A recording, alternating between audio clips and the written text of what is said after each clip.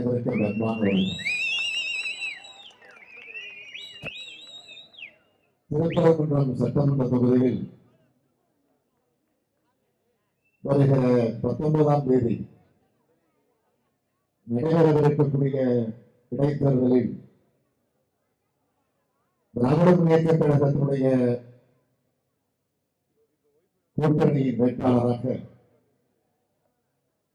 காங்கிரஸ் பேர் இயக்கம், இந்திய யூனியன் முஸ்லீம் லீக், மனிதநேய மக்கள் கட்சி, அகில இந்திய ஃபார்வர்ட் பிளாக், ஆதித்தமிழர் பேரவை, வல்லரசு ஃபார்வர்ட் பிளாக் உள்ளிட்ட பல்வேறு கட்சிகளின் துணையோடு அனைத்திற்கும் மேலாக உங்களின் ஒத்துழைப்போடு திராவிட முன்னேற்ற கழகத்தினுடைய அங்கீகாரம் பெற்றிருக்கக்கூடிய வேட்பாளராக இன்னும் பெருமையோடு சிறப்போடு சொல்ல வேண்டும் என்று சொன்னால், எல்லாவற்றுக்கும் மேலாக நம்முடைய தலைவர் கலைஞர் அவர்களால் உங்களிடத்தில் ஒப்படைக்கப்பட்டிருக்கக்கூடிய டாக்டர் சரவணன் அவர்கள், நம்முடைய வேட்பாளராக இருக்கக்கூடிய டாக்டர் சரவணன் அவர்களை பெருவாரியான வாக்கு வித்தியாசத்தில் வெற்றி பெற வைக்க வேண்டும். அதற்கு ஊழல் அமைக்கக்கூடிய வகையில நடைபெறக்கூடிய இந்த செயல்கள் கூட்டம் மேடைக்கு நான் வந்ததற்கு பிறகு எனக்கு ஒரு சந்தேகம் வந்தது. இது செயல் வீரர்கள் கூட்டமா அல்லது செயல் வீரர்களுடைய ஒரு மாநாடா என்று சந்தேகப்படக்கூடிய இந்த நிகழ்ச்சி அமைந்திருக்கிறது. எனவே அப்படிப்பட்ட இந்த நிகழ்ச்சியில உங்களோடு சேர்ந்து நானும் பங்கேற்பதில் மகிழ்ச்சி அடைகிறேன். நம்முடைய தோழர்களுக்கு, கூட்டணியில் இடம்பெற்றிருக்கக்கூடிய நிர்வாகிகளுக்கு, நம்முடைய செயல் வீரர்களுக்கு நான் ஏதோ அறிவுரைகளை சொல்ல வந்திருக்கிறேன் என்று யாரும் கருத வேண்டிய அவசியமில்லை. அல்லது மற்றவர்கள் எடுத்துச் சொன்னது போல உங்களுக்கு நான் ஆணை பிறப்பிக்க வந்திருக்கிறேன் என்று நீங்கள் எண்ணிட வேண்டிய அவசியமில்லை. பிறகு எதற்காக நான் இங்கு வந்திருக்கிறேன் என்று சொன்னால், ஆணையிடுவதற்கோ உத்தரவிடுவதற்கோ நான் வந்துவிடவில்லை. உங்கள் ஆணையை ஏற்று, உங்கள் உத்தரவை ஏற்று உங்களோடு என்னை இணைத்துக் கொள்ள, உங்களோடு என்னை பிழைத்துக் கொள்வதற்காகத்தான் இந்த நிகழ்ச்சிக்கு நான் வந்திருக்கிறேன்.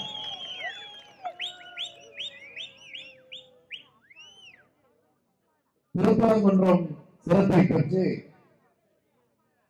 உரையாற்றியவர்கள் குறிப்பிட்டு சொன்னார்கள். ஒரு திருப்பு முறையை ஏற்படுத்திட வேண்டும். அதற்கு இந்த திருப்பரங்குன்றத்துடைய இடைத்தேர்தல் பயன்பட வேண்டும் என்ற உணர்வை உங்களிடத்தில் வெளிப்படுத்தியிருக்கிறார்கள். தமிழ் கடவுளாக விளங்கிக் கொண்டிருக்கக்கூடிய முருகன், அந்த முருகன் பெருமானுடைய அறுவடை வீடுகளில் முதல் படை வீடு இந்த திருப்பரங்குன்றம் தான் என்பது உங்களுக்கு தெரியும். ஆக முருகப் பெருமானுடைய, தமிழ் கடவுளுடைய முருகப் பெருமானுடைய முதல் படைக்கு இந்த திருப்பரங்குன்றம் உரியதாக அமைந்திருக்கிறது. எனவே முதல் படையை இந்த திருப்பரங்குன்றம் ஏற்கனவே 3 தொகுதிகளில் இந்த தேர்தலை நாம் சந்திக்க இருக்கிறோம். தஞ்சையில, அரவாக்குறிச்சியில, திருப்பரங்குன்றத்தில்.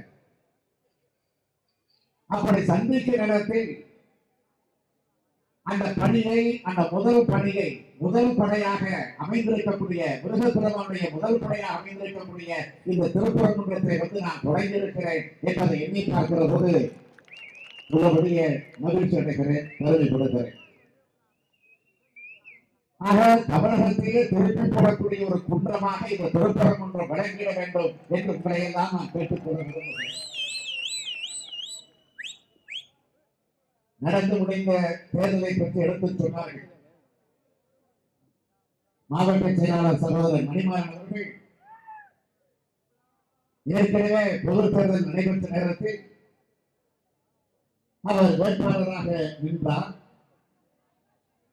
வெற்றி பெறக்கூடிய வாய்ப்பை பெற முடியாத நிலைக்கு ஆளானார்.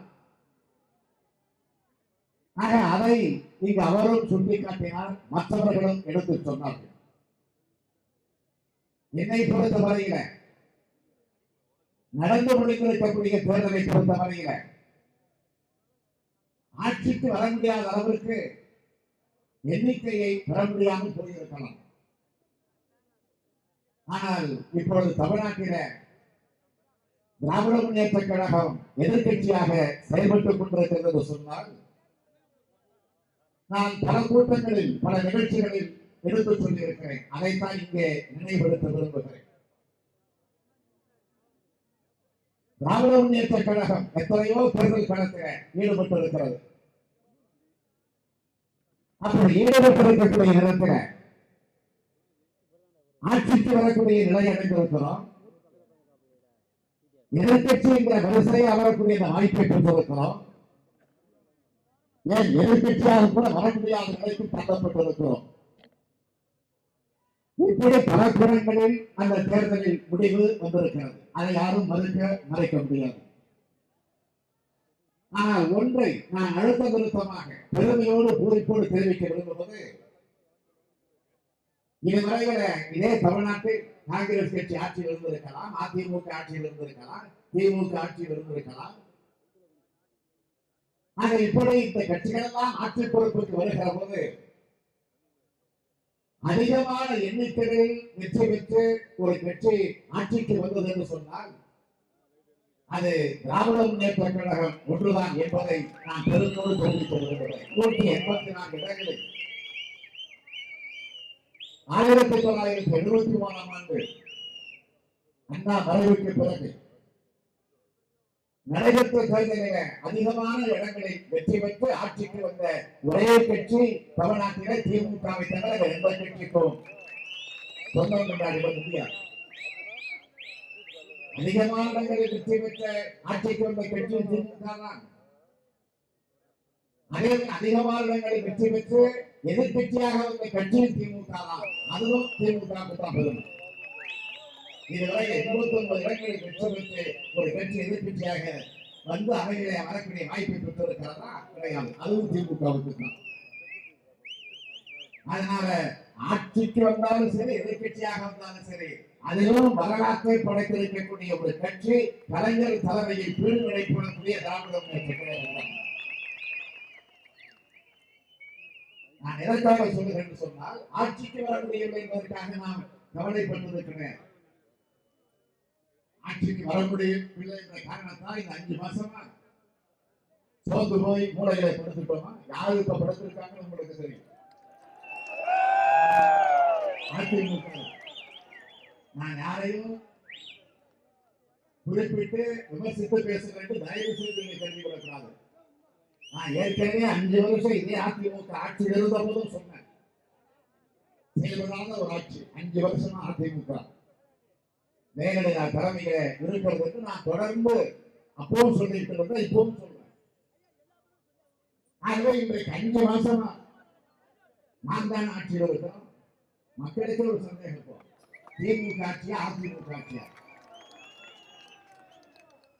என்றால் மக்கள் பிரச்சனையை பொறுத்தவரைக்கும் ஆட்சி இருந்தாலும் இல்லை என்று சொன்னாலும் நாட்டை பற்றி மக்களை பற்றி சிந்திக்கின்ற ஒரே தலைவர் நம்முடைய தலைவர் கலைஞர். ஒரே பற்றி திராவிட முன்னேற்ற கழகம். ஆகவேதான் அந்த உணர்வோடு இன்றைக்கு நாம் நம்முடைய கடமையை ஆற்றிக் கொண்டிருக்கிறோம். தொடர்ந்து பார்க்கலாம். நீங்க சட்டமன்றம் 5 மாசமா இந்த ஆட்சி அதிமுக ஆட்சிக்கு வந்ததற்கு பிறகு திமுக எதிர்கட்சி வரிசையில் அமர்ந்ததற்கு பிறகு சட்டமன்றத்தில் எவ்வளவு பிரச்சனைகள். உங்க மண்டலத்திற்கு குடிநீர் பிரச்சனை, சிறுவாணி பிரச்சனை. அந்த சிறுவாணி பிரச்சனையை சட்டமன்றத்தில் எழுப்பி அதற்கென்று ஒரு தீர்மானத்தை கொண்டு வருவதற்கு காரணமாக இருந்த ஒரு கட்சி தான் இன்றைக்கு எதிர்கட்சியாக இருக்கக்கூடிய திமுக. அதேபோல காவிரி பிரச்சனை, நம்முடைய விவசாய பெருங்குடி மக்களுடைய வாழ்வாதார பிரச்சனை. ஆக அந்த பிரச்சனைக்கும் இன்றைக்கு சட்டமன்றத்தில் நாம் குரல் எழுப்பிக் கொண்டிருக்கிறோம். சட்டமன்றத்தில் மட்டுமா, மக்கள் மன்றத்திலும் நான் இன்றைக்கு அந்த பிரச்சனை எடுத்து செல்லவில்லையா? சொன்னாங்க அனைத்து கட்சி கூட்டத்தை திராவிட முன்னேற்ற கழகம் முன்னின்று இன்றைக்கு கூட்டுகிறது என்று சொன்னால் அந்த பொறுப்பை செய்ய வேண்டிய ஒரு கட்சி எந்த கட்சி? ஆளும் கட்சி. இன்றைக்கு பார்க்கிறோம் கர்நாடக மாநிலத்தில் எத்தனையோ கட்சிகள் உண்டு. பாரதிய ஜனதா கட்சி இருக்கிறது, காங்கிரஸ் கட்சி இருக்கிறது, தேவகவுடா தலைமையில் இருக்கக்கூடிய கட்சி இருக்கிறது, ஜனதா தளம் என்ற கட்சி. அதற்கு பிறகு எத்தனையோ கட்சிகள் அங்கு உண்டு. எத்தனையோ கட்சிகள் இருந்தாலும் கர்நாடக மாநிலத்தை பொறுத்த வரைக்கும் எந்த பிரச்சனை என்று சொன்னாலும், அதுவும் குறிப்பாக காவேரி நீர் பிரச்சனை என்று சொன்னால் அத்தனை பேர் ஒன்று சொல்லுகிறார்கள். கட்சிகளை மறந்து, அரசியலை மறந்து அத்தனை பேர் ஒன்று சேர்ந்து விவாதிக்கிறார்கள், கூட்டம் கொள்ளுகிறார்கள், போராட்டத்தை நடத்துகிறார்கள், சட்டமன்றத்தை கூட்டுகிறார்கள், ஒரு தீர்மானத்தை கொண்டு வந்து நிறைவேற்றுகிறார்கள். இதெல்லாம் அங்க நடக்குது. ஆனால் தமிழ்நாட்டில் தண்ணே கொடுக்க மாட்டோம்னு ரொம்ப செய்கிற கர்நாடக மாநிலத்தில் ஒன்று செய்கிறார்கள். நியாயமா தண்ணிய முறையாக தமிழகத்திற்கு தர வேண்டும் என்ற நிலையில நம்முடைய தமிழ்நாட்டில் இருக்கக்கூடிய நிலை இந்த நிலை. ஆனால் இந்த தமிழ்நாட்டில் இருக்கக்கூடிய கட்சிகள் ஒன்று சொல்லுகிறாங்களா? இல்லை. இதைத்தான் நீங்கள் சிந்தித்து பார்க்கணும். அதனால்தான் எதிர்கட்சி என்கிற முறை ஆளுங்கட்சி கூட்டம் என்று தொடர்ந்து காத்து வந்தோம். பிரச்சனையை சொன்னோம், சுட்டி காட்டினோம், கோரிக்கை வச்சோம். விவசாய பெருமுறை மக்களை எல்லாம் ஒன்று சேர்த்து கூட்டம் போட்டு தீர்மானம் போட்டு அந்த தீர்மானத்தை எதிர்கட்சி தலைவர் என்ற முறையில நானே நேரடியாக தலைமைச் செயலகத்திற்கு சென்று முதலமைச்சருடைய இலாக்காக்களை எல்லாம் பொறுப்பேற்றுக் கொண்டிருக்கக்கூடிய நிதியமைச்சர் ஓ பன்னீர்செல்வம் அவர்களிடத்தில் கொண்டு போய் மனுவை நானே தந்துவிட்டு வந்திருக்கிறேன், தீர்மானத்தை வழங்கிவிட்டு வந்திருக்கிறேன். கூட்டுங்கள் என்று சொன்னேன், பரிசீலனை செய்க என்று சொன்னார். பொறுத்து பார்த்தோம் கூட்டல. அதனால்தான் நாம் இன்றைக்கு கூட்டல். அதை இன்றைக்கு சிலர் விமர்சிக்கிறார்கள். பாரதிய ஜனதா கட்சியை சார்ந்தவர்கள், இன்னும் சில பெயர் சொல்ல முடியாது இருக்கக்கூடிய கட்சிகள். நான் அவர்களை எல்லாம் பற்றி பேசி இந்த மேடைக்கு இருக்கக்கூடிய தகுதியை குறைப்பதற்கு நான் தயாராக இல்லை. ஏன்னா அதை பற்றி தான் பேச விரும்புகிறேன். அது தேவையில்லை நமக்கு. நான் கேட்கிற ஒரே கேள்வி, நடந்து முடிந்த தேர்தலில் ஆளுங்கட்சியாக இருக்கக்கூடிய அதிமுக வாங்கி இருக்கக்கூடிய வாக்குகளுடைய எண்ணிக்கை, மொத்த வாக்குகளுடைய எண்ணிக்கை என்ன தெரியுமா? 1,76,17,060. நான் புள்ளி விவரத்தோடு சொல்றேன். 1,76,17,060. இதுதான் ஆளுங்கட்சியாக இருக்கக்கூடிய அதிமுக ஒட்டுமொத்தமா வாங்கி இருக்கக்கூடிய வாக்குகள். எதிர்கட்சியாக இருக்கக்கூடிய திமுக வாங்கி இருக்கக்கூடிய வாக்குகள் எவ்வளவு தெரியுமா? 1,71,75,374. எவ்வளவு வித்தியாசம்? 4.25 லட்சம் தான். ஆக ஆளுங்கட்சிக்கும் எதிர்கட்சிக்கும், அதிமுகவுக்கும் திமுகவுக்கும் இடைவேளை எவ்வளவு தெரியுமா? 4.25 லட்சம்.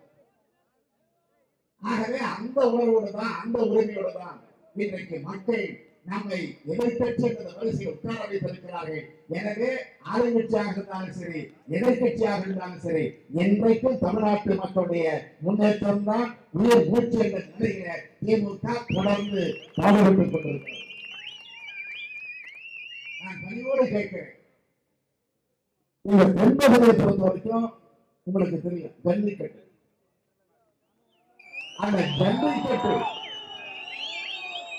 விளையாட்டு நிகழ்ச்சி, விளையாட்டு போட்டி, வீர விளையாட்டு, தமிழனுடைய பாரம்பரியத்தை பண்பாட்டை காக்கக்கூடிய ஒரு வீர விளையாட்டு. ஆனா அந்த விளையாட்டை கூட நடத்த முடியாத நிலையில இன்றைக்கு நம்முடைய தமிழகம் இருக்கிறது என்று சொன்னால் தயவு செய்து சிந்திச்சு பார்க்கணும். நான் ஒரே ஒரு கேள்வி கேட்கிறேன், திமுகவுக்கு அனைத்து கட்சி கூட்டத்தை கூட்ட யோகியதை இருக்கா, அருகதை இருக்கா என்ற பாரதிய ஜனதா கட்சியில் இருக்கக்கூடிய தலைவர்கள் தான் பேசுறாங்க.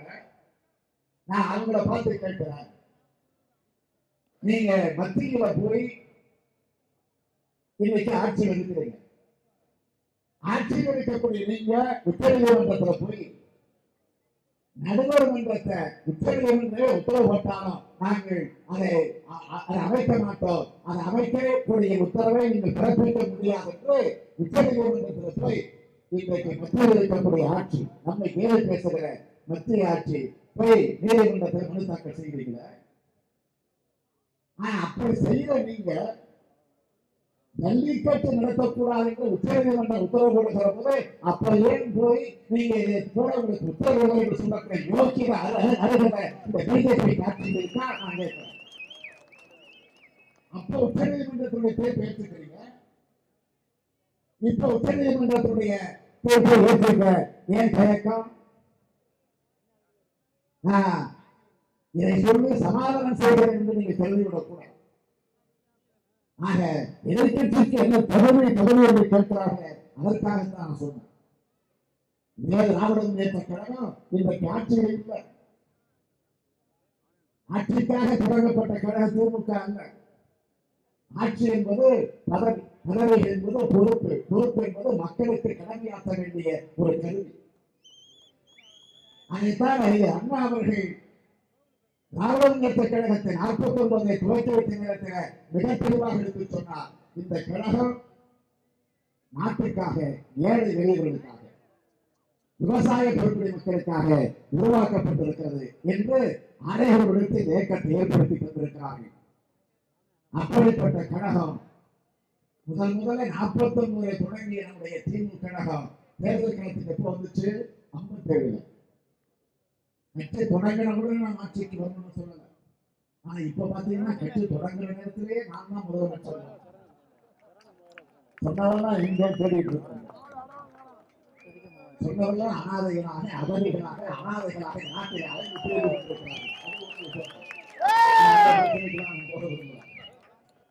ஆனா 49 தொடங்கிய கழகம் 57 தேர்தல் களத்திற்கு வந்தோம். 15 இடங்களை வெற்றி பெற்றோம். 62 50 இடங்களில் வெற்றி பெற்று எதிர்கட்சியாக இருந்த அவர்களும் 67 ஆட்சிக்கு வந்தோம்.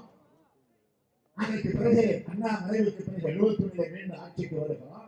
76 ஆட்சி கலைக்கப்பட்டுச்சு. 13 ஆண்டு காலம் ஆட்சிக்கு வர முடியல. பிறகு 89 வந்தோம், 91 தோற்றோம், 96 மீண்டும் ஆட்சிக்கு வந்தோம், 2001 தோற்றோம், 2006 ஆட்சிக்கு வருகிறோம், 2011 தோற்றோம், இப்போ 2016 தோற்றிருக்கிறோம். அடுத்து வரக்கூடிய தேர்தலில் மீண்டும் திமுக தான் ஆட்சிக்கு வரப்போகிறது.